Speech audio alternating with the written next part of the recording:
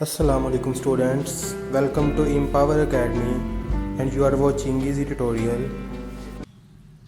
बिस्मिल्लाहिर्रहमानिर्रहीम। अस्सलाम वालेकुम स्टूडेंट्स। आज के लेक्चर में हम ई कैट के पेपर को डिस्कस करेंगे जो 2019 में आ चुका है। मैथ के पोर्शन में टोटल 30 एमसीक्यूज बनते हैं। आज हम 30 एमसीक्यूज को सोल्व करेंगे। तो स्टूडेंट्स 2019 में ई कैट में जो 30 एमसीक्यूज बने हैं, पहला एमसीक्यूज क्या था, which of the following is rational number. तो students chapter number 1 number system में डेसिमल रिप्रेजेंटेशन है रेशनल और इरेशनल नंबर की। वो कुछ यूँ है कि इसमें 2 टाइप्स होती है, टर्मिनेटिंग एंड नॉन टर्मिनेटिंग। और नॉन टर्मिनेटिंग में भी 2 टाइप्स हैं, further non terminating recording and non terminating non recording. Terminating वो नंबर होते हैं जिनका जो डेसिमल पार्ट है वो फाइनाइट होता है, लेकिन जो नॉन टर्मिनेटिंग होते हैं उसमें डेसिमल पार्ट जो है 3745 ये मतलब इनफाइनाइट होता है। इसकी 2 टाइप्स हैं, non terminating recording. Non terminating recording में ये होगा कि जो डेसिमल पार्ट है उसमें एक पीरियोडिक मैनर होगा, जैसा कि 1.2222 इस तरह 1.3434 मतलब इनके अंदर एक पीरियोडिक मैनर होगा डेसिमल पार्ट में। लेकिन जो नॉन टर्मिनेटिंग रिकर्डिंग है उसमें क्या होगा 1.312568 इसके अंदर कोई पीरियोडिक मैनर नहीं होगा, लेकिन इसका डेसिमल पार्ट क्या होगा इनफाइनाइट। और स्टूडेंट्स जो टर्मिनेटिंग और नॉन टर्मिनेटिंग रिकर्डिंग होते हैं ये होते हैं रैशनल नंबर, और जो नॉन टर्मिनेटिंग नॉन रिकर्डिंग है ये होते हैं इरेशनल नंबर। तो स्टूडेंट्स π√2 और e² की वैल्यू कुछ ये आ रही है। ये तीनों नंबर जो है वो है नॉन टर्मिनेटिंग नॉन रिकरिंग, तो ये तीनों क्या होंगे इरेशनल। लेकिन 16.333 इसके अंदर डेसिमल पार्ट में एक पीरियोडिक मैनर है, तो हम कह सकते हैं कि ये नॉन टर्मिनेटिंग रिकरिंग होगा। तो नॉन टर्मिनेटिंग रिकरिंग जो होते हैं ये नंबर रेशनल नंबर ही होते हैं, तो इसका एमसीक्यू ए ठीक होगा। स्टूडेंट्स सेकंड एमसीक्यू डिस्कस कर लेते हैं। एमसीक्यू नंबर 2 क्या है, let R, C, Q and denote the sets of real, integer, rational and natural number. Which of the following is correct? तो स्टूडेंट्स वेन डायग्राम की मदद से समझते हैं। सबसे पहले हमारे पास नेचुरल नंबर का सेट आता है, देन होल नंबर का, देन इंटीजर, फिर आता है हमारे पास रेशनल नंबर का सेट, देन रेशनल और इरेशनल नंबर मिलके रियल नंबर बनाते हैं। तो ये कुछ यूं होगा, n जो सबसेट है वो होल नंबर का है, होल नंबर जो है वो सबसेट है इंटीजर्स का, और इंटीजर सबसेट है रेशनल नंबर का, और रेशनल नंबर सबसेट है रियल नंबर का। तो स्टूडेंट्स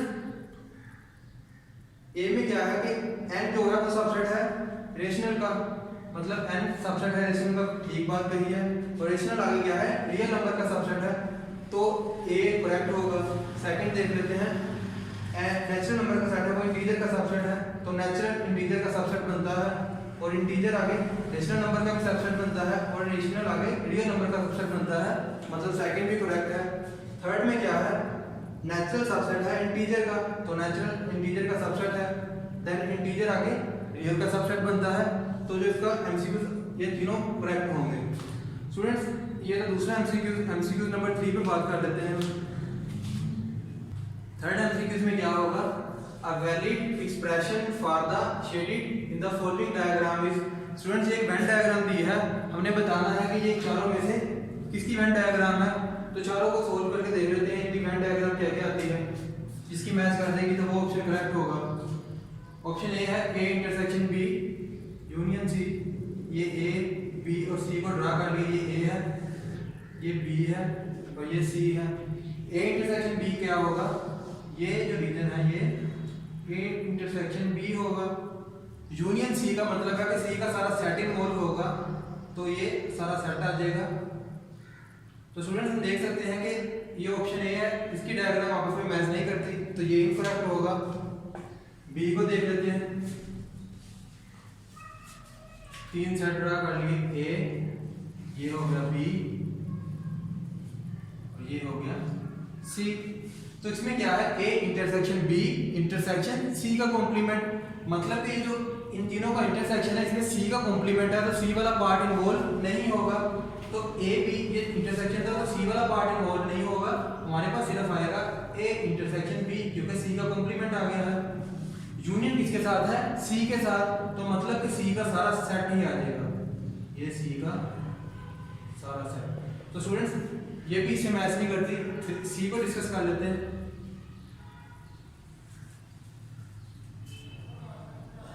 सी में क्या है?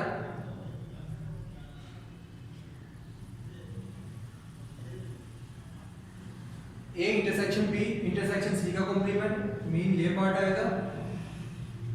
Union A complement intersection C, mean ये वाला पार्ट खत्म हो जाएगा, इंटरसेक्शन सी आएगा, तो सिर्फ ये वाला पार्ट इन्वॉल्व होगा। स्टूडेंट ये भी डायग्राम वेन डायग्राम इसे मैच नहीं करती, डी को देख लेते हैं, ऑप्शन वही करेक्ट होगा। डी में क्या है?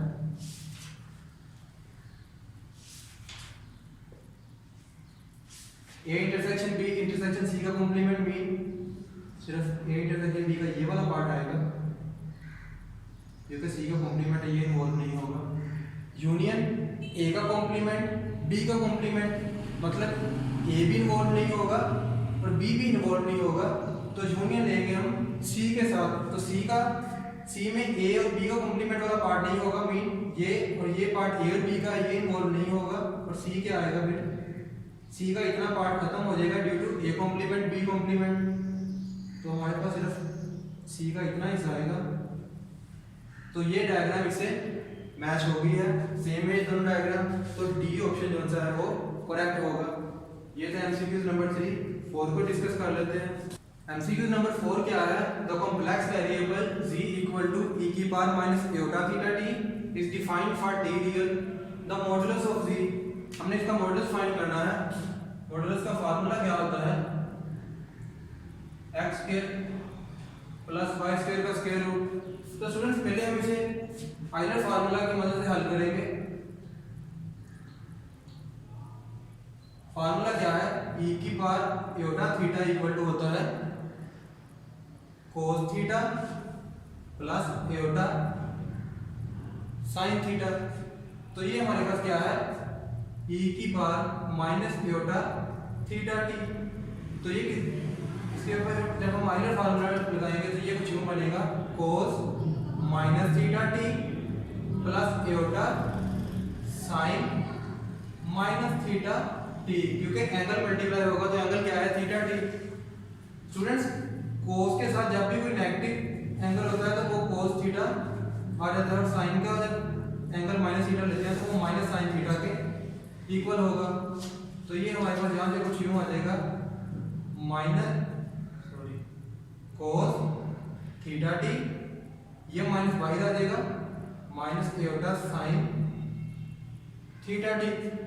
तो ये हमारे पास x है और ये y है। फॉर्मूले में वैल्यू पुट कर देते हैं मॉडुलस के, तो ये हमारे पास बनेगा cos square theta t plus sin square theta t, जो कि 1 के इक्वल है।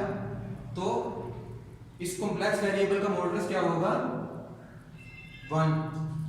स्टूडेंट्स ये था एमसीक्यू नंबर 4। एमसीक्यू 5 को डिस्कस करते हैं। एमसीक्यू 5 क्या है? Which of the following set of ordered pair is different from other? तो स्टूडेंट ये जो पॉइंट है, जब इनको हम कार्टेशियन प्लेन में ड्रा करते हैं तो जो पहली वैल्यू होती है वो x को रिप्रेजेंट करती है और सेकंड वैल्यू y को। तो हम देखते हैं कि ऑप्शन ए में x की वैल्यू क्या है? x की वैल्यू है 1 3 5 और y की वैल्यू क्या है? 2 4 6। सेकंड में x की वैल्यू क्या है? 3 1 5 और y की वैल्यू क्या है? 4 2 6। थर्ड में x की वैल्यू क्या है? 1 4 5 और y की वैल्यू क्या है? 2 3 6। फोर्थ में x की वैल्यू क्या है? 5 3 1 और y की वैल्यू है 6 4 2। तो स्टूडेंट आप देख सकते हैं ये और ये बिल्कुल सिमिलर है, इसमें x की वैल्यू सेम है लेकिन इस केस में x की वैल्यू क्या है 145, जो कि बाकी तीनों से डिफरेंट है। तो मीन के जो सी ऑप्शन है ये बाकी तीनों से डिफरेंट है। नेक्स्ट एमसीक्यू पे बात कर लेते हैं। एमसीक्यूज नंबर 6 और 7 जो है वो हम स्टेटमेंट की मदद से सोल्व करेंगे। स्टेटमेंट क्या है? Following two questions relate to a system of linear homogeneous equation expressed as matrix form as follows। तो स्टूडेंट्स ये हमारे पास क्या है? System of linear homogeneous equation. इसकी मदद से हम एमसीक्यूज नंबर 6 और 7 को सोल्व करेंगे। एमसीक्यूज नंबर 6 क्या है? इसमें हमने मैट्रिक्स का रैंक फाइंड करना है। रैंक की डेफिनेशन क्या है कि जब हम किसी भी मैट्रिक्स को उसकी रिड्यूस एचेलॉन फॉर्म में कन्वर्ट करते हैं तो हमारे पास जितनी भी नॉन जीरो रो होंगी वो उस मैट्रिक्स का रैंक होगा। तो रिड्यूस एचेलॉन फॉर्म कैसे बनती है? हम देखेंगे कि रो 1 में पहली नॉन जीरो एंट्री कौन सी है, तो वो 1 बनती है। इसके नीचे हम क्या बनाएंगे? 0 0। रो 2 में तो 0 है लेकिन रो 3 में 1 है, तो रो 3 में यहाँ 0 बनाने के लिए हम रो 1 में माइनस करेंगे, रो 3 माइनस रो 1। तो हमारे पास कुछ यूँ आएगा 1 0 0 0 1 0। रो 3 में रो 1 को माइनस करेंगे तो हमारे पास आएगा 0 1 0। देन स्टूडेंट्स जो सेकंड रो में नॉन जीरो एंट्री होगी वो बनती है 1। इसके ऊपर और नीचे हम 0 बनाएंगे। ऊपर तो ऑलरेडी 0 है और नीचे क्या है 1। तो यहाँ 0 बनाने के लिए हम क्या करेंगे? रो 3 में से इस रो 2 को माइनस कर देंगे। हमारे पास क्या बनेगा? 1 0 0 0 1 0 0 0 0। तो स्टूडेंट्स ये रिड्यूस एचेलॉन फॉर्म में आ गया है। उसके बाद हम देख सकते हैं कि जो पहली दो रो है ये इसमें 1 1 मतलब कि ये नॉन जीरो नहीं है, और थर्ड रो जो होती है वो सारी 0 हो गई है। तो मैंने आपको बोला था कि रैंक क्या होता है कि जब हम किसी भी मैट्रिक्स को रिड्यूस एचेलॉन फॉर्म में कन्वर्ट करते हैं तो जितनी नॉन जीरो रोज आती हैं वो उसका रैंक होता है। तो ये दो नॉन जीरो रो आई हैं, इसका रैंक क्या होगा? 2। इसकी एमसीक्यू नंबर 7 को डिस्कस कर लेते हैं। एमसीक्यू नंबर 7 में है how many solution does the system have infinity 4 2 and 1।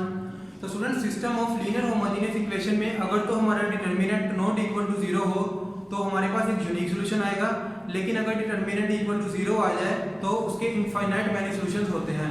तो इसका इस मैट्रिक्स का हम डिटरमिनेंट फाइंड करेंगे। डिटरमिनेंट कुछ यूं होगा इसका, सपोज ये मैट्रिक्स A है तो इसका डिटरमिनेंट क्या होगा? 1। जब हम इसे रो 1 के अकॉर्डिंग करेंगे तो ये हमारा 0 बन जाएगा। डिटरमिनेंट क्या आएगा यहाँ से? तो ये 0 के इक्वल होगा। तो मीन कि इस मैट्रिक्स का जो डिटरमिनेंट है वो इक्वल टू 0 है। तो system of linear homogeneous equation में अगर डिटरमिनेंट 0 आ जाए तो उसके इनफाइनाइट सॉल्यूशंस होंगे। तो स्टूडेंट्स इसके दो पार्ट थे, स्टेटमेंट से हमने सोल्व किए। अब एमसीक्यू नंबर 8 को देख लेते हैं। एमसीक्यू नंबर 8 है for what value of b does the quadratic equation y is equal to ax² plus 2bx plus a intersect x axis at a single point. तो स्टूडेंट इसका graph कुछ यूं होगा, मतलब कि एट x एक्सिस पे intersect करेगा। तो हमने बताना है कि b की क्या वैल्यू होगी। तो हम देख सकते हैं कि ये पॉजिटिव फर्स्ट क्वाड्रेंट में है तो इसके जो रूट्स होंगे वो इक्वल और रियल होंगे। रूट्स होंगे वो इक्वल एंड रियल होंगे। तो इसके लिए डिस्क्रिमिनेंट का फार्मूला क्या है? डिस्क्रिमिनेंट होगा इक्वल टू 0 के, जो कि है b² - 4ac इक्वल टू 0। तो स्टूडेंट्स इसमें इस इक्वेशन में अगर a की वैल्यू a के इक्वल है, b 2b के इक्वल है और c की वैल्यू जो सी है वो a के इक्वल है।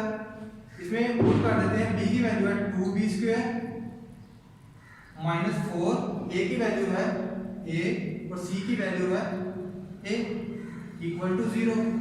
सोल्व करेंगे तो हमारे पास आएगा 4b² - 4a²। तो स्टूडेंट्स यहाँ से 4b² इक्वल टू 4a² इसको सिंप्लीफाई कर लेते हैं। हमारे पास क्या बनेगा? b दोनों तरफ स्क्वायर रूट लेंगे तो हमारे पास बनेगा b इक्वल टू +- a। तो बी ऑप्शन करेक्ट होगा। नेक्स्ट एमसीक्यूज को देख लेते हैं। एमसीक्यूज नंबर 9 है, a committee of national assembly comprises of 4 male and 3 female. इस कमेटी से एक सब कमेटी बनानी है। इस sub committee consisting of 2 male and 2 female, how many different possible combination. तो स्टूडेंट्स, कमेटी में कितने मेल थे? 4 मेल थे और फीमेल कितनी थी? 3।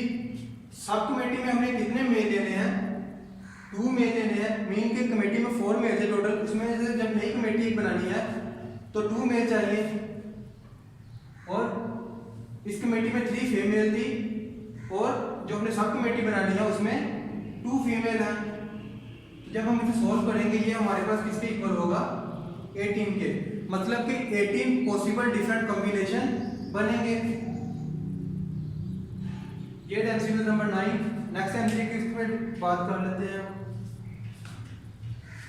एमसीक्यू नंबर 10 क्या है? अ bag contain 4 red ball, 3 green and 1 blue ball.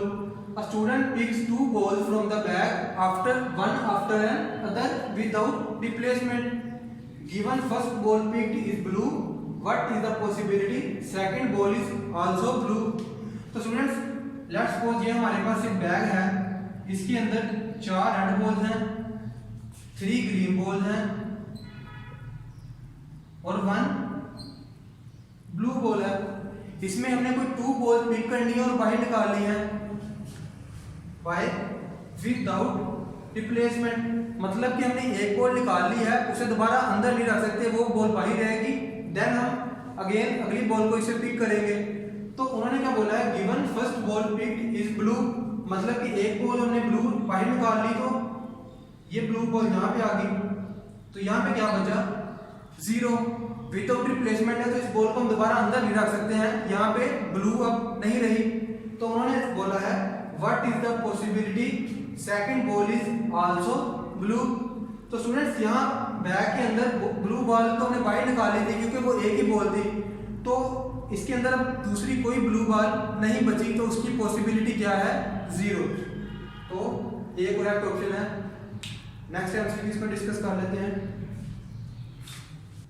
MCQs number 11 क्या है कि अगर हम लॉग लें इस एक्सप्रेशन का, ये जो फ्रैक्शन लिखी है, तो y की क्या वैल्यू आएगी हमारे पास?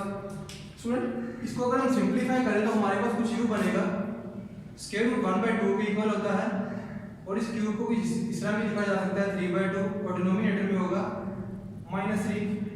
x - 3 को हम ऊपर ले जाएंगे तो हमारे पास बनेगा 1/2 x की पावर 3/2 x की पावर 3। इनको जब हम मल्टीप्लाई करेंगे तो पावर ऐड हो जाएंगी, तो कुछ यूँ एक्सप्रेशन बनेगा 1/2 प्लस 3/2 प्लस 3, तो ये बनेगा हमारे पास x की पावर 5। तो इस एक्सप्रेशन की जगह पे हम लिख देते हैं ये जो फ्रैक्शन है ये आई है इक्वल x की पावर 5 के।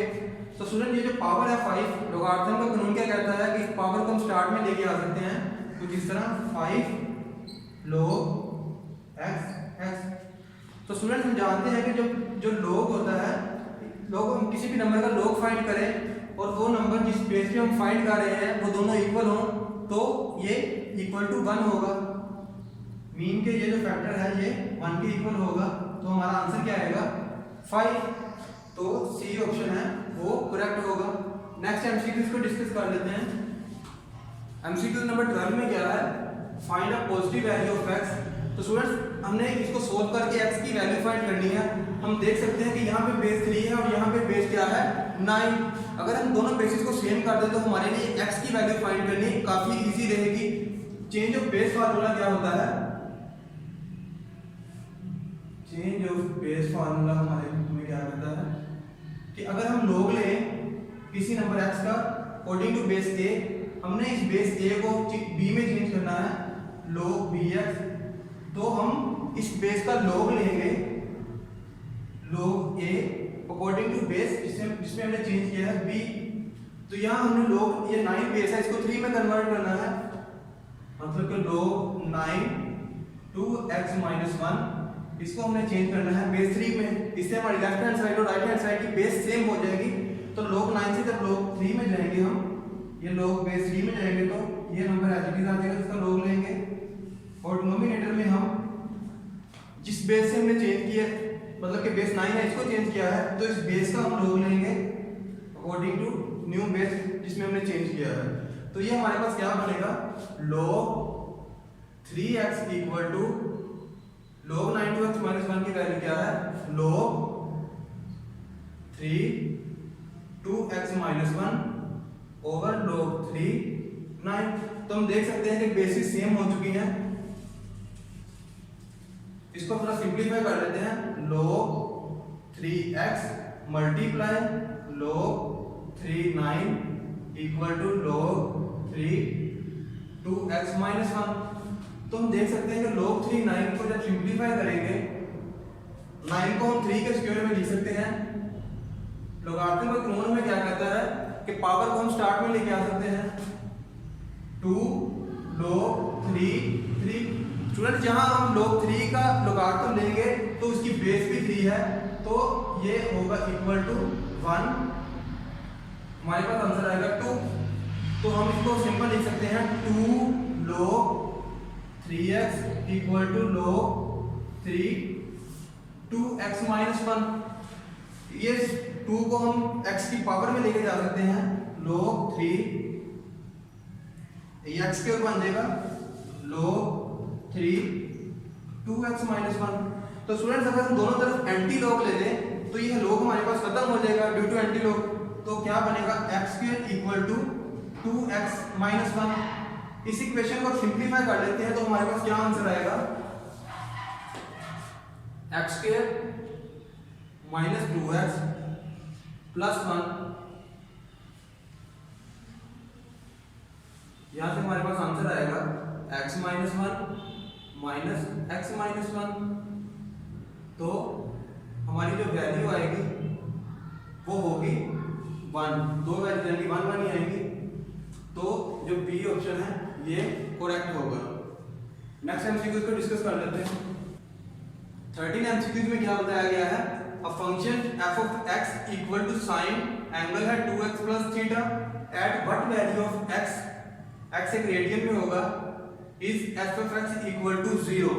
मतलब कि हमने इस फंक्शन को 0 करना है तो हमने x की किस वैल्यू पे इस फंक्शन को हम 0 कर सकते हैं। स्टूडेंट्स हमें पता है कि जो साइन का फंक्शन है वो मल्टीपल ऑफ पाई में हमेशा मल्टीपल ऑफ पाई में हमें 0 आंसर देता है। स्टूडेंट्स अगर हम इस एंगल को 2x ये प्लस थीटा है इक्वल ले लें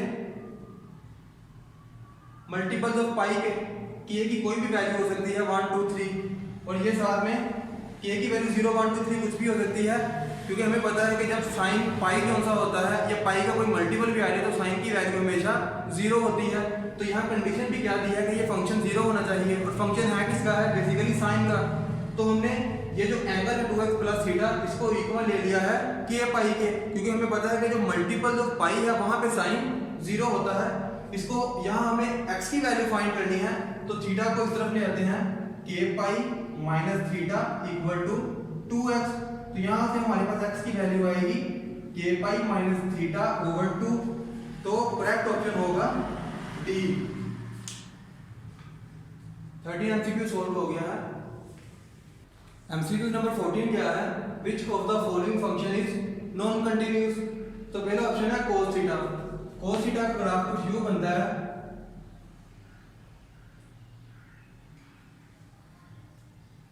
तो हम इस ग्राफ को देख के बता सकते हैं कि cos थीटा एक कंटीन्यूअस फंक्शन होगा। नेक्स्ट है sin थीटा। तो sin थीटा का ग्राफ होता है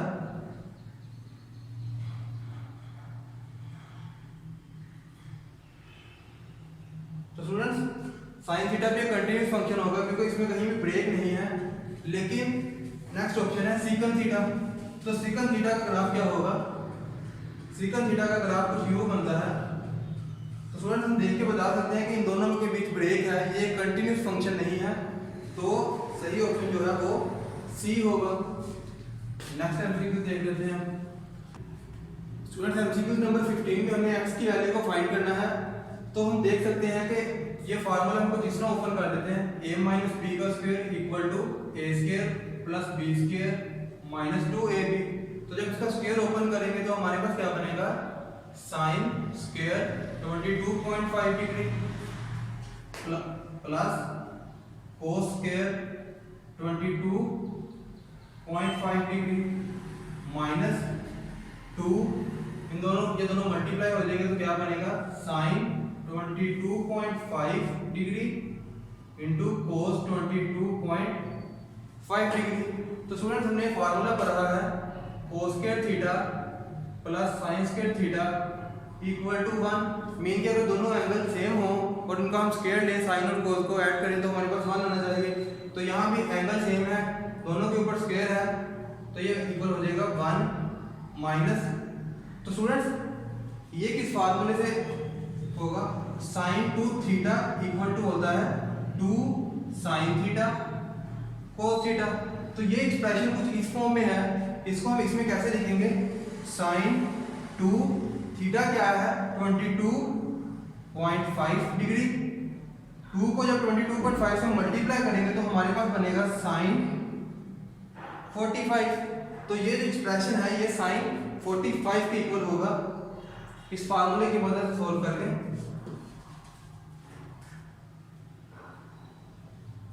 इसको कैसे लिखेंगे, साइन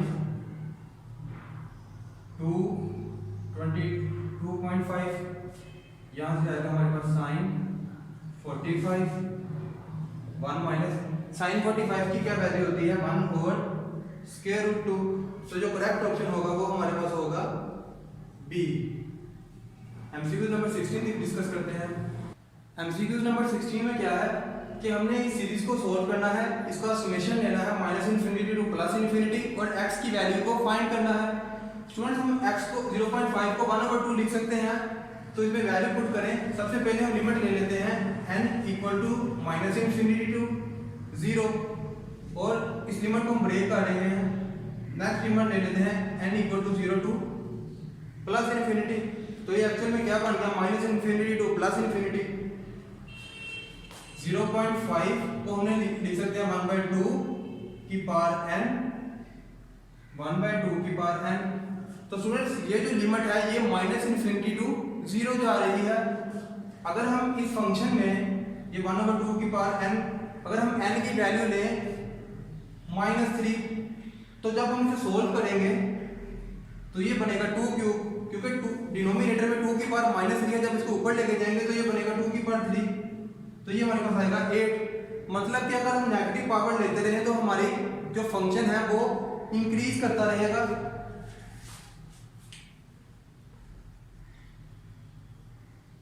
क्योंकि डिनोमिनेटर में 2 है, ऊपर जितनी बड़ी मर्जी पावर हम करते रहे, माइनस में माइनस पावर लेते रहेंगे तो वो नंबर की जब हम पावर लेंगे तो हमारे पास एक इंक्रीजिंग वैल्यू आएगी, जिसे हम कह सकते हैं कि ये मतलब इन्फिनिटी तक जाएगा। तो ये डिवाइड कर रहा है। इस फंक्शन में क्या होगा, 0 टू +∞ जा रहे हैं। अगर हम 1/2 की पावर 2 लें तो ये बनता है 1/4, लेकिन वहां पे जब हमने -2 पावर ली थी तो वो 8 आया था, लेकिन 1/4 जो सा है वो 8 से बहुत स्मॉल है। तो मतलब कि ये जो फंक्शन है ये हमारे पास क्या कर रहा है, डिक्रीज,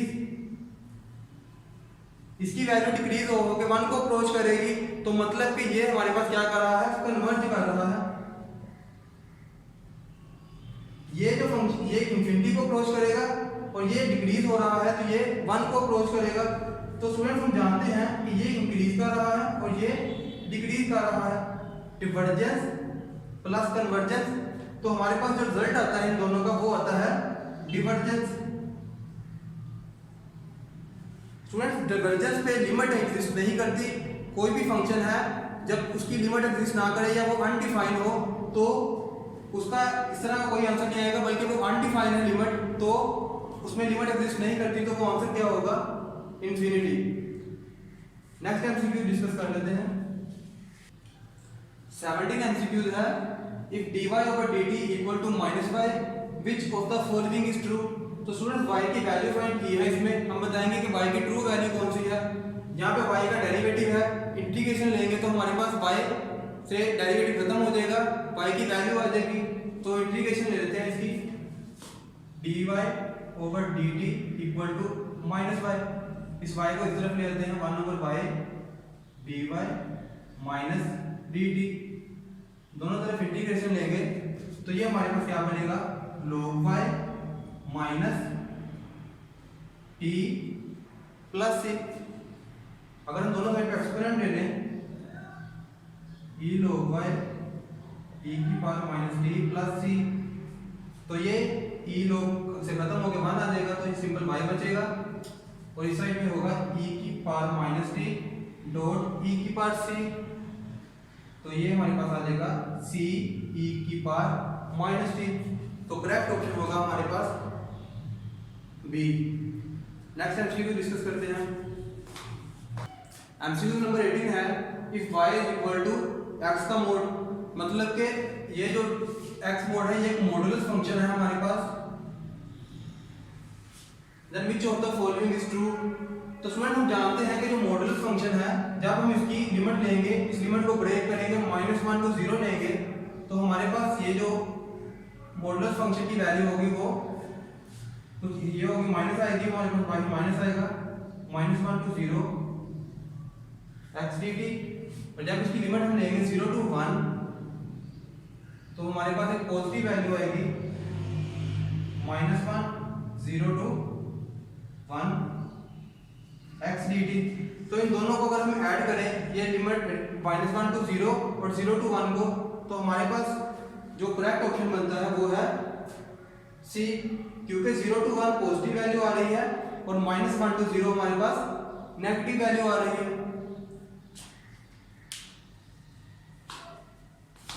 स्टूडेंट्स एमसीक्यू 19 को हम स्टेटमेंट की मदद से सोल्व करेंगे। अ सर्कल ऑफ रेडियस 1, मतलब कि एक यूनिट सर्कल है हमारे पास सेंटर्ड एट कोऑर्डिनेट z0, जिसका सेंटर z0 है, intersect a straight line at two coordinate c and d as shown in figure, the figure is not shown to scale। तो क्या बताया गया है if w equal to -3। Student ये जो w point है ये y एक्सिस के ऊपर है, तो यहाँ पे जो x एक्सिस है वो 0 होगा, तो ये हमारे पास क्या आएगा point 0 -3 and c equal to 4, तो हमारा सेंटर क्या बनेगा 4 0। तो हमने बताना है the equation of circle and straight line. तो स्टूडेंट्स ये जो करेक्ट ऑप्शन था इसका मैंने वो लिखा है क्योंकि यहाँ पे इतनी स्पेस नहीं थी लिखने के लिए। तो हम देखते हैं कि सर्कल और लाइन की इक्वेशन ये इसके अकॉर्डिंग क्यों है, इस सर्कल के अकॉर्डिंग क्यों है, तो सोल्व करके देख लेते हैं।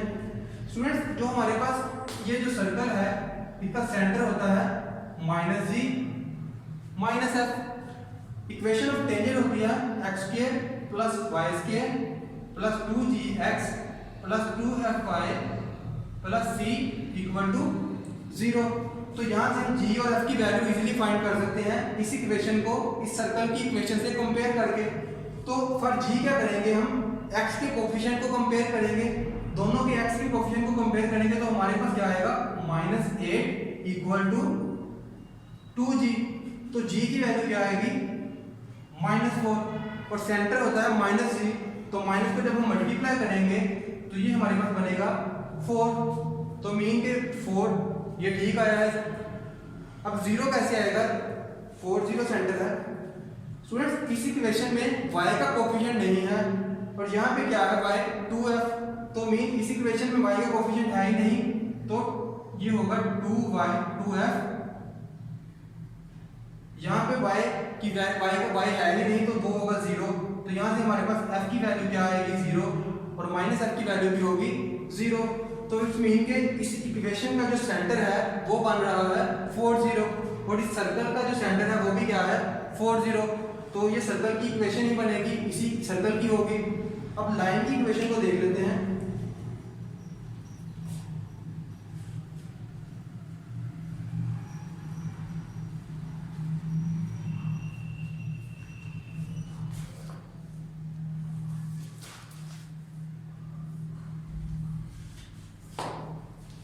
ये हमारे पास है = 0।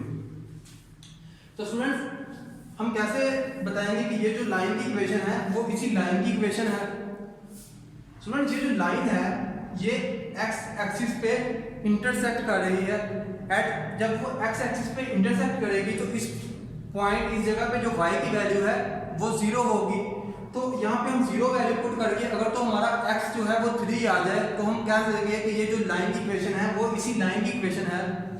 तो at x intersect y equal to 0, इस इक्वेशन में जब 0 पुट करेंगे y को तो हमारे पास बचेगा minus X plus 3 equal to 0 और x की क्या वैल्यू आएगी 3। तो आप देख सकते हैं कि ये पॉइंट क्या है, इस पे x की वैल्यू 3 आ रही है। तो मतलब कि ये जो लाइन की इक्वेशन है वो इसी लाइन की इक्वेशन है, मतलब ये जो ऑप्शन है ये करेक्ट होगा और बाकी तीन में इन्हीं जो सर्कल और लाइन की इक्वेशन को चेंज किया गया है वो ऑप्शन रॉन्ग होंगे।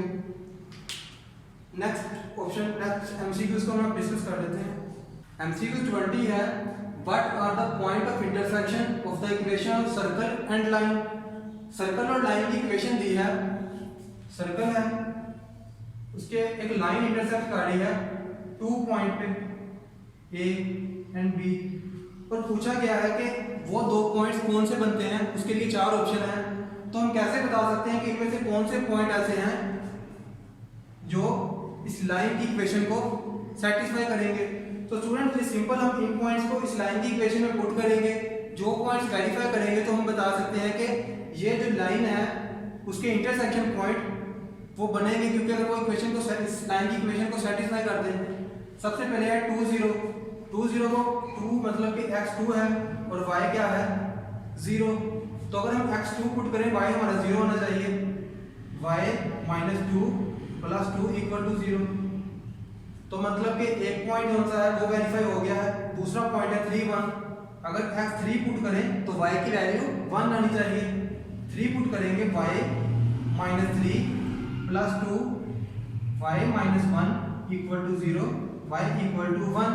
तो मतलब कि ये दूसरा पॉइंट भी वेरीफाई हो गया है, तो करेक्ट ऑप्शन होगा ए।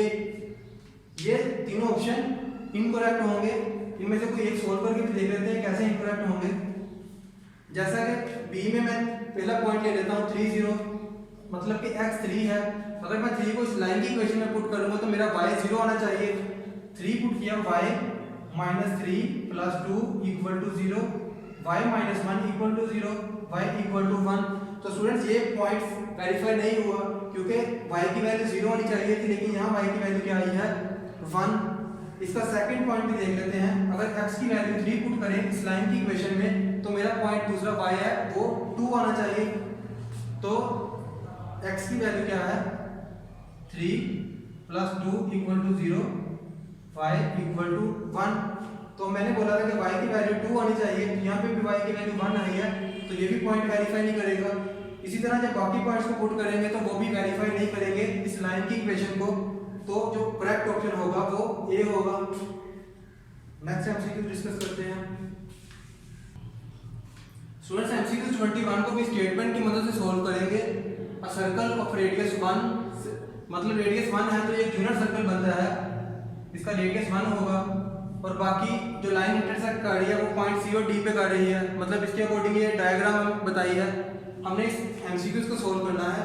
What is angle theta if equation of circle and line is, circle और लाइन की इक्वेशन हमें गिवन है, इसकी मदद से हमें बताना है कि ये जो एंगल बनता है ये एंगल की क्या वैल्यू है, कौन सा एंगल है ये। स्टूडेंट्स सबसे पहले हम इस सर्कल का रेडियस सेंटर फाइंड कर लेते हैं। ये सर्कल की इक्वेशन है, इसकी मदद से हम सेंटर फाइंड करेंगे। तो सेंटर क्या होता है basically minus g minus f. तो इक्वेशन ऑफ टेंजेंट है हमारे पास x square plus y square plus 2gx plus 2fy plus c equal to 0। तो स्टूडेंट्स यहाँ इस इक्वेशन के x कोफिशिएंट को इसके x कोफिशिएंट से कंपेयर करेंगे तो हमारे पास g की वैल्यू आ जाएगी। इसके y कोफिशिएंट को इस इक्वेशन के y कोफिशिएंट से इक्वेशन हम कंपेयर करेंगे तो हमारे पास f की वैल्यू आ जाएगी। तो ये x के कोफिशिएंट कंपेयर करेंगे तो हमारे पास आएगा -6 इक्वल टू 2g। यहाँ से g की वैल्यू क्या आएगी -3 और -g इक्वल होगा 3 के। तो मीन के ये आएगा +3 और हमारे पास f की वैल्यू क्या होगी जब y के कोफिशिएंट हम कंपेयर करेंगे तो f की वैल्यू आएगी। तो यहाँ y का कोफिशिएंट क्या है 2f और यहाँ पे y है ही नहीं तो ये होगा 0 के इक्वल। तो यहाँ से हमारे पास -f क्या आएगा वो 0 आएगा। सेंटर क्या बनेगा 3 0।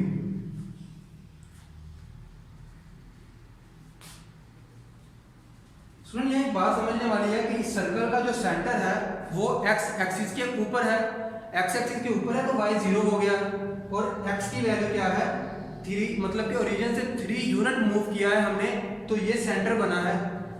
इसका यहाँ तक इस C पॉइंट तक डिस्टेंस बनता है 1, क्योंकि ये बेसिकली सर्कल का रेडियस है और उन्होंने बताया है कि ये एक यूनिट सर्कल है, तो यहाँ तक का डिस्टेंस हो गया 1, और टोटल डिस्टेंस जो यहाँ तक बनता है वो है 3।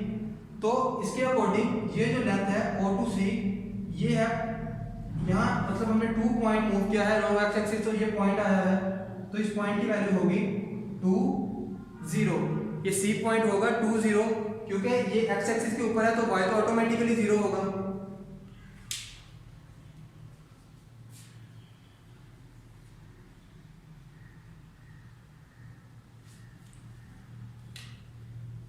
स्टूडेंट्स हमारे पास एक पॉइंट है D और C है, ये लेंथ भी हमें पता है 1 है और ये भी लेंथ पता है 1 है।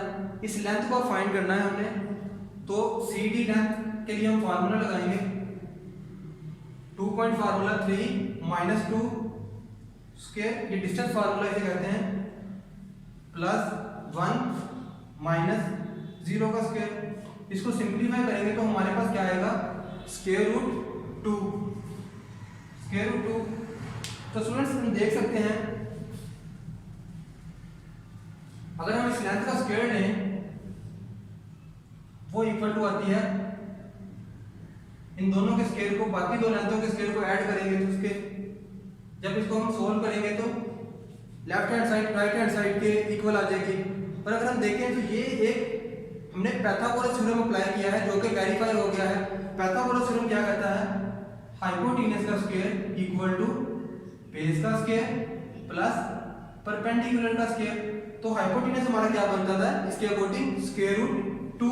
तो इसके ऑपोजिट जो एंगल है थीटा वो एक राइट एंगल होगा, क्योंकि पाइथागोरस थ्योरम में हाइपोटेनस हमेशा वो होता है जो थीटा के ऑपोजिट साइड है उसे ही हम हाइपोटेनस लेते हैं।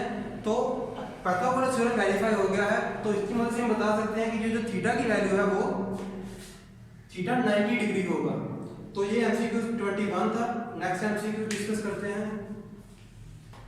MCQ नंबर 22 में हमने इसका मैट्रिक्स का डिटरमिनेंट फाइंड करना है, तो वो कुछ यूं करेंगे, पहले हम कॉलम 1 में कॉलम 2 को ऐड करेंगे तो हमारे पास क्या बनेगा alpha plus beta plus gamma, alpha plus beta plus gamma, alpha plus beta plus gamma. तो स्टूडेंट जो कॉलम सेकंड कॉलम है ये एज इट इज आ जाएगा,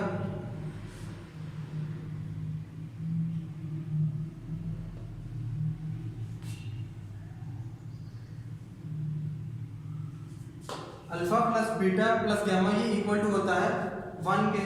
तो हमारे पास मैट्रिक्स क्या बनेगा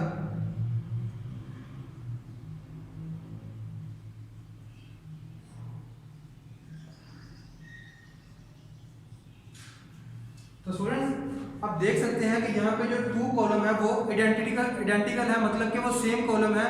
और जब भी कोई दो रो सेम हो जाए या दो कॉलम सेम हो जाए तो जब उसका डिटरमिनेंट लेंगे वो इक्वल टू आएगा 0 के।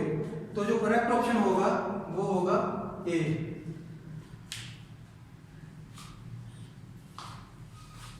MCQ 23 है, the slope gradient of the curve is 15। मतलब कि इस इक्वेशन की जब स्लोप फाइंड करेंगे तो वो 15 के इक्वल होगी। व्हेन x कोऑर्डिनेट्स आर, तो तब x की वैल्यू क्या होगी। तो स्टूडेंट्स इसका जब हम इसकी स्लोप फाइंड करेंगे तो सिंपल इसका डेरिवेटिव लेंगे तो हमारे पास स्लोप आ जाएगी, और वो स्लोप किसके इक्वल होगी 15 के इक्वल होगी। मतलब कि अगर हम इसका डेरिवेटिव फाइंड करेंगे की इक्वेशन का तो वो 15 के इक्वल आएगा। तो इस इक्वेशन को सिंपलीफाई करके हमें x के कोऑर्डिनेट्स बताने हैं क्या क्या बनते हैं। तो y का डेरिवेटिव फाइंड कर लेते हैं, वो हमारे पास कुछ यूं बनेगा 3x² - 6x - 9। तो ये जो स्लोप आ गई है इस कर्व की इक्वेशन की, ये 15 के इक्वल है। इसको हम कुछ यूं लिख सकते हैं, 3x² - 6x - 9 इक्वल टू 15। ये कर्व की स्लोप है जो कि 15 के इक्वल है। अब हमें बताना है व्हेन x कोऑर्डिनेट्स आर। तो x के कोऑर्डिनेट्स फाइंड करेंगे इसको सिंपलीफाई करके। 3x² minus 6x minus 9 minus 15 equal to 0। तो ये बनेगा 24 इक्वल टू 0। यहाँ से 3 को कॉमन ले लेंगे, x² minus 2x minus 8 equal to 0। तो 3 इधर आके मल्टीप्लाई होगा तो 0 हो जाएगा। इसके स्क्वायर बना लेते हैं, x² minus 4x plus 2x minus 8 equal to 0। x को कॉमन ले लेंगे इधर से और ये 2 को कॉमन ले लिया, हमारे पास आया। हमारे पास यहाँ x की 2 वैल्यू आएंगी, x plus 2 x minus 4 equal to 0।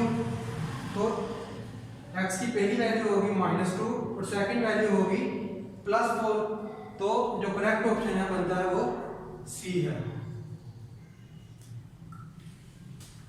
Students MCQ 24 और 25 स्टेटमेंट की मदद से हम सोल्व करेंगे। स्टेटमेंट क्या है? A piecewise continuous function xt is shown in figure, answer the following questions. तो 24 MCQs है। What is the value of, हमें इस फंक्शन की इंटीग्रेशन करनी है। लिमिट क्या दी है? 0 to 4।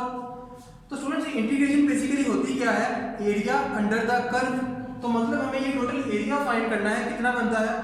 हम देख सकते हैं कि इतना जो पार्ट है ये है ट्राइंगल, देन इतना जो पार्ट है ये हिस्सा बनता है हमारे पास स्क्वायर, अगेन ट्राइंगल होगी और ये भी ट्राइंगल होगी। तो जो ट्राइंगल का एरिया फाइंड करते थे हम, उसके लिए फार्मूला क्या होता था?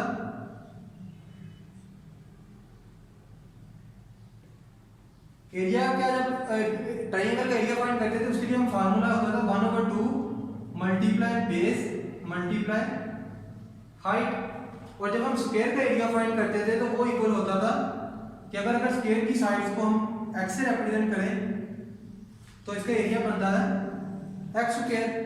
तो अब हमें इसका एरिया फाइंड करना है तो इस इंटीग्रेशन की लिमिट को ब्रेक कर लेते हैं। मतलब कि 0 to 1 ये ट्राइंगल है, तो 0 to 1 x of t dt plus 1 to 2 square है, 1 to 2 लिमिट लगा देंगे हम। देन 2 to 3 जो है वो अगेन ट्राइंगल बन रही है।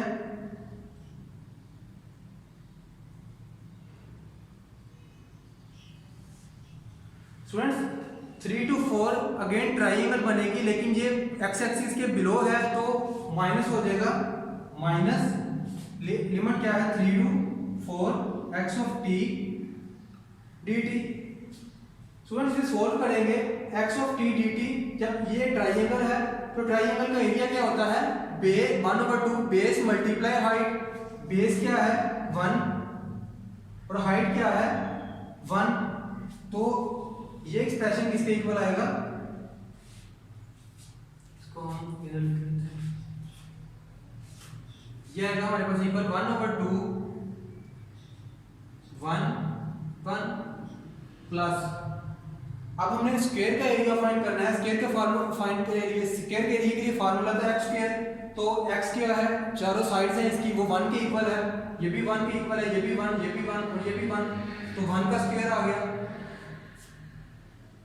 स्टूडेंट्स 2 to 3 लिमिट जब हम लगाएंगे तो हमारे पास फिर ट्राइंगल बनेगी। तो ट्राइंगल का एरिया क्या है? 1/2 बेस क्या है इसकी? 1 और हाइट कितनी बनती है? वो भी 1 है। माइनस ये जो ट्राइंगल है इसका, ये भी इसका एरिया क्या होगा? 1/2 बेस इसकी भी 1 है और हाइट कितनी है? 0 to -1, मतलब कि इसकी हाइट 1 होगी। इसको सिंप्लीफाई करेंगे तो हमारे पास क्या बनेगा?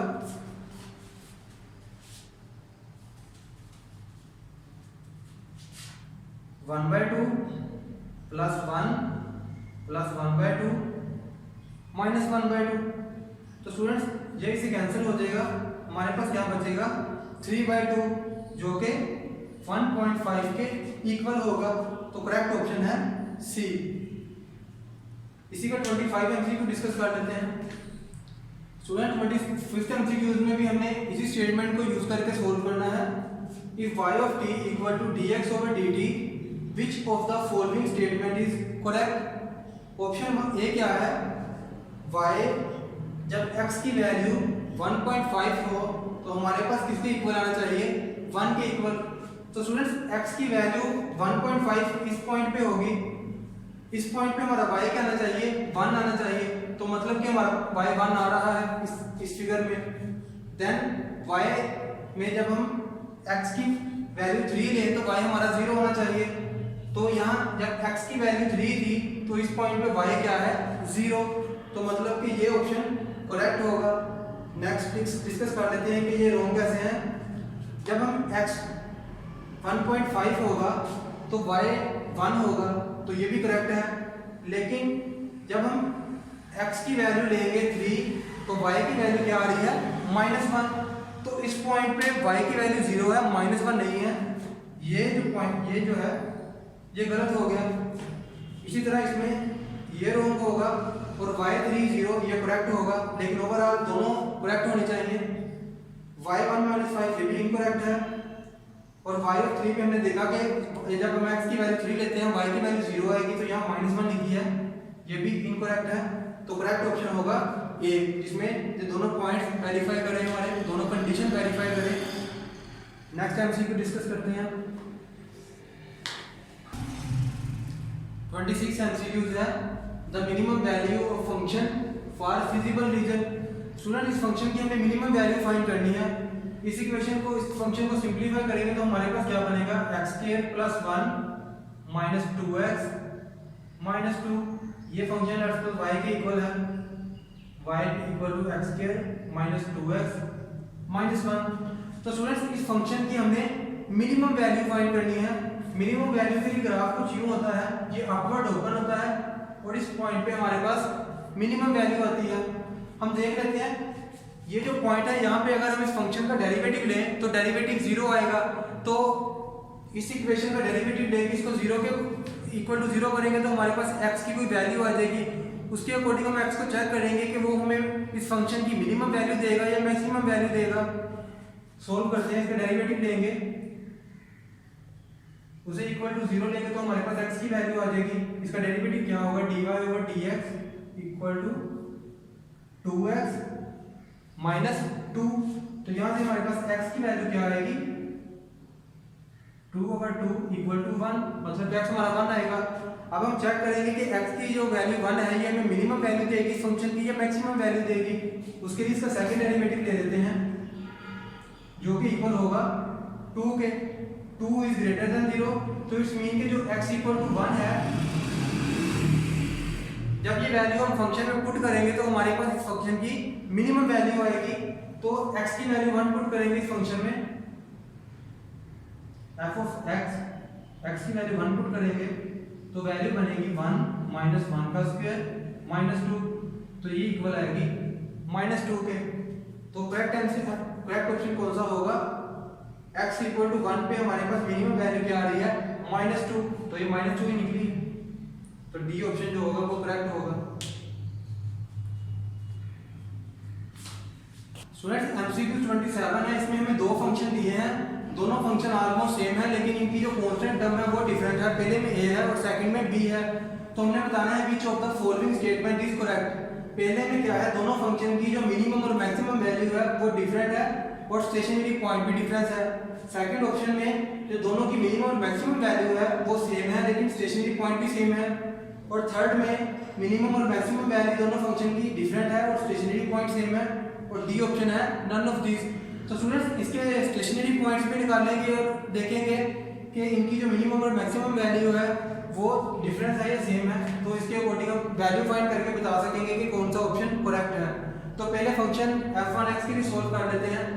स्टूडेंट्स मिनिमम वैल्यू के लिए हमारे पास ग्राफ कुछ यूं बनता है, ये अपवर्ड ओपन होगा और ये जो पॉइंट होगा ये हमें मिनिमम वैल्यू देगा।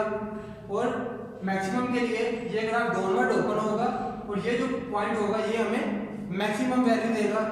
अगर हम इस पॉइंट का डेरिवेटिव फाइंड करें तो ये एक कांस्टेंट पॉइंट है, इस पॉइंट पे डेरिवेटिव हमारा 0 होगा और इस फंक्शन का डेरिवेटिव जब 0 के इक्वल लेंगे तो वहां से हमारे पास x की वैल्यू फाइंड हो जाएगी।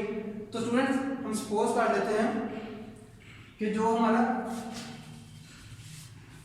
f(1x) है फंक्शन ये y1 के इक्वल है।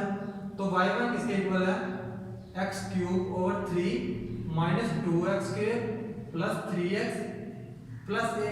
इसका डेरिवेटिव लेंगे तो वो कुछ यूं आएगा x square minus 4x plus 3। इस डेरिवेटिव को जीरो के इक्वल लेंगे, क्योंकि ये जो पॉइंट होता है ये हमें इस जगह पे डेरिवेटिव जीरो होता है, तो इसको जीरो ले लेंगे डेरिवेटिव को, dy1/dx इक्वल टू जीरो। तो यहाँ से हमारे पास x की दो वैल्यू आएंगी, -4x प्लस 3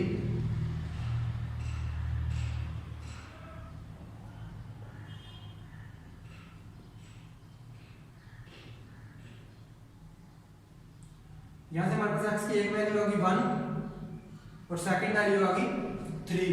तो स्टूडेंट्स हम देखेंगे कि x की कौन सी वैल्यू हमें मिनिमम वैल्यू देगी इस फंक्शन की और कौन सी वैल्यू मैक्सिमम वैल्यू देगी इस फंक्शन की।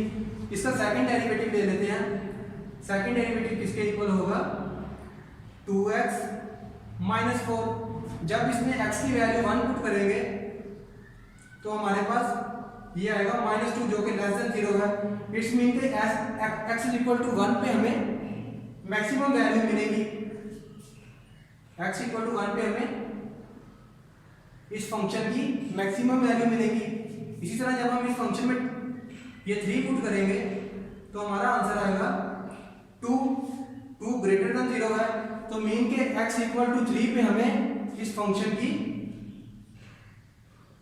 मिनिमम वैल्यू मिलेगी। तो स्टूडेंट्स वैल्यू फाइंड कर लेते हैं। वैल्यू क्या होगी, x इक्वल टू 1 पुट करेंगे इसमें फंक्शन में, तो y1 क्या आएगा हमारा 1/3 माइनस 2 प्लस 3 प्लस 8। इसका हम एलसीएम ले लेते हैं 1 माइनस 6 प्लस 9, तो ये बनेगा 4/3 प्लस 8। मीन के जो हमारा एक स्टेशनरी ये हमारी वैल्यू क्या आई है 4/3 प्लस 8। इसके अकॉर्डिंग स्टेशनरी पॉइंट क्या होगा, x की वैल्यू 1 होगी तो हमारी जो मिनिमम वैल्यू हमारी जो मैक्सिमम वैल्यू आई है वो आई है 4/3 प्लस 8। इसी तरह students at x equal to 3 पे हम मिनिमम वैल्यू फाइंड करेंगे तो क्या आएगा, इस फंक्शन में 3 पुट कर देते हैं, y1 equal to 27/3 minus 2, x की वैल्यू 3 है, प्लस 3 प्लस 8। इसको सिंप्लीफाई करेंगे तो कुछ आएगा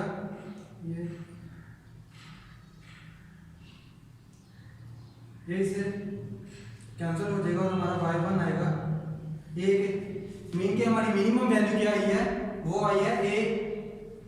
एट x इक्वल टू 3 पे हमारी जो मिनिमम वैल्यू आई है इस फंक्शन की वो आई है a। इसी तरह स्टूडेंट्स जब हम सेकंड फंक्शन के लिए सोल्व करेंगे तो डिफरेंस कहाँ पे है, यहाँ पे b आएगा, लेकिन जब हम इसकी डेरिवेटिव इसका निकालेंगे तो b खत्म हो जाएगा, तो हमारी x की वैल्यू अगेन 1 और 3 आएंगी। जब उस 1 और 3 को हम इसमें पुट करेंगे तो हमारे पास इस a की जगह पे b का एक्सप्रेशन आएगा 1 4/3 प्लस b, और सेकंड आएगा इसकी ये होगी फंक्शन 2 की मैक्सिमम वैल्यू और ये होगी फंक्शन की मिनिमम वैल्यू। ये होगी मैक्सिमम वैल्यू और ये होगी सेकंड फंक्शन की मिनिमम वैल्यू।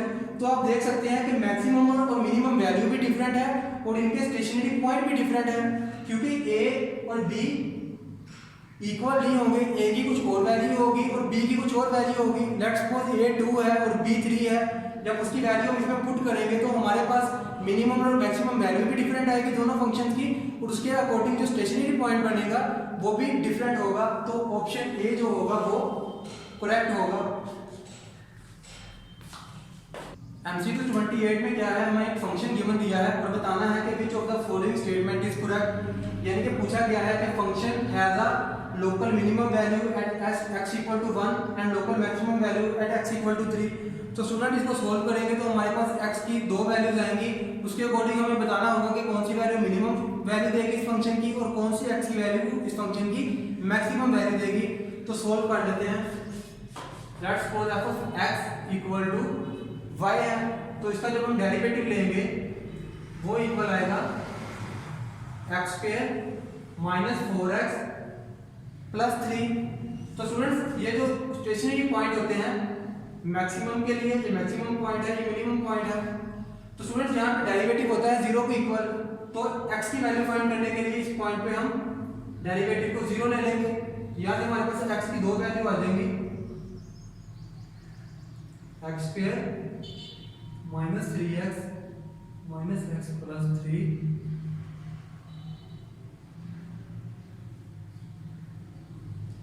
एक वैल्यू आ गई 1 और सेकंड वैल्यू आ गई 3। तो स्टूडेंट्स अब हमें देखना है कि x की किस वैल्यू के लिए ये फंक्शन मैक्सिमम वैल्यू देगा और x की किस वैल्यू के लिए ये फंक्शन मिनिमम वैल्यू देगा। उसके लिए हम क्या करेंगे, इस फंक्शन का सेकंड डेरिवेटिव ले लेंगे। सेकंड डेरिवेटिव होगा 2x माइनस 4। जब हम इसमें 1 पुट करेंगे तो हमारा आंसर आएगा -2, जो कि लेस देन 0 है। इट्स मीन दैट कि जो x इक्वल टू 1 है वो हमें देगा इस फंक्शन की मैक्सिमम वैल्यू। जब 3 पुट करेंगे इसमें तो हमारा आंसर आएगा 2, जो कि ग्रेटर है 0 से। इट्स मीन दैट कि जो x3 है वो हमें मिनिमम पॉइंट देगा इस फंक्शन का। तो करेक्ट ऑप्शन कौन सा बनता है, बी, क्योंकि यहाँ लिखा है function has local maximum at x equal to 1 and local minimum at x equal to 3। तो ये MCQ 28 सॉल्व हो गया है। स्टूडेंट्स MCQ 29 और 30 हम स्टेटमेंट की मदद से सॉल्व करेंगे। Answer the following question using diagram. ये हमें पैरेललोग्राम की डायग्राम दी है, इसकी मदद से हमने क्वेश्चन MCQ 29 और 30 को सॉल्व करना है। 29 MCQ क्या है, the angle theta between the line segment OA and OB। ये एक पैरेललोग्राम है, इसका लाइन सेगमेंट OA और OB के जो बिटवीन एंगल थीटा है हमने उसे फाइंड करना है। उसके लिए फार्मूला कुछ ये है, tan theta equal to m2 minus m1 over 1 plus m1 m2। तो स्टूडेंट्स m1 और m2 क्या है, स्लोप है। आप ले लें OB की स्लोप क्या है, वो है m1 और OA की स्लोप क्या है, m2। तो m1 फार्मूला पहले फाइंड कर लेते हैं। m1 क्या होगी, ये ओरिजिन है तो सिंपल y ओवर x होगा। y क्या है 1 और x क्या है 2। और इसी तरह जो m2 की वैल्यू आएगी वो होगी 3 ओवर 1, तो 3 आएगा। इसकी वैल्यू इस फार्मूले में पुट करते हैं, 3 माइनस 1/2 ओवर 1 प्लस ये बनेगा 3/2। तो यहाँ से हमारे पास इसको सोल्व करेंगे तो वैल्यू आएगी 5/2 और नीचे भी क्या आएगी 5/2। जब इसको मज़ीद सिंप्लीफाई करेंगे तो हमारे पास 1 आएगा। तो tan थीटा की वैल्यू क्या आई है 1। थीटा की वैल्यू फाइंड करनी है, tan इनवर्स 1। तो स्टूडेंट्स tan किस एंगल पे हमें 1 वैल्यू देता है, 45 पे tan की वैल्यू, जब हम एंगल 45 लेते हैं तो tan की वैल्यू 1 आती है। तो जो करेक्ट ऑप्शन होगा इसका वो होगा 45। लास्ट MCQ डिस्कस कर लेते हैं। स्टूडेंट्स इस डायग्राम की मदद से हमने 30 MCQ को सोल्व करना है। MCQ number 30, if OACB is form parallelogram the coordinate B of a point C। हमने ये 3 पॉइंट्स हमें दिए हैं, इस C को हमें फाइंड करना है। इसको हम XY कह लेते हैं। स्टूडेंट्स पैरेललोग्राम में जो O और C का मिड पॉइंट होगा वो A और B के मिड पॉइंट के इक्वल होगा। Mid point of